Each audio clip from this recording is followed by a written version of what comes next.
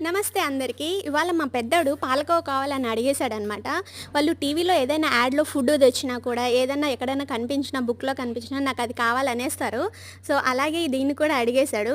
అప్పుడు నాకు వాడు కడుపుతో ఉన్నప్పుడు ఒక విషయం గుర్తొచ్చేసింది. కడుపుతో ఉన్నప్పుడు ఒకసారి ఇలాగే బయట ఆడవాళ్ళమందరం బయట నించొని మాట్లాడుతున్నప్పుడు ఒక ఆవిడొచ్చేసి జున్ను అని పేరు ఎత్తేసింది మాటల్లో మాట. ఇంకా అదే తడువు నాకు జున్ను కావాలి నాన్న అని పట్టుబట్టాననమాట. పాపం మా నాన్న ఎన్ని ఊర్లు తిరిగారో, చుట్టుపక్కల ఊర్లన్నీ తిరిగేశారు. అయినా కూడా దొరకలేదు.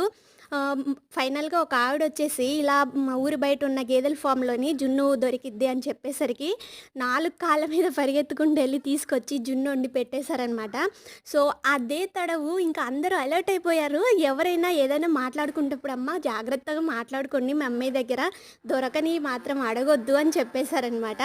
సో, అది ఆ విషయం నాకు గుర్తొచ్చేసింది. అందుకని మీతో షేర్ చేసుకుంటున్నాను.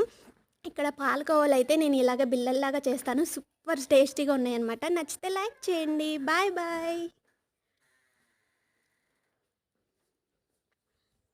నమస్తే.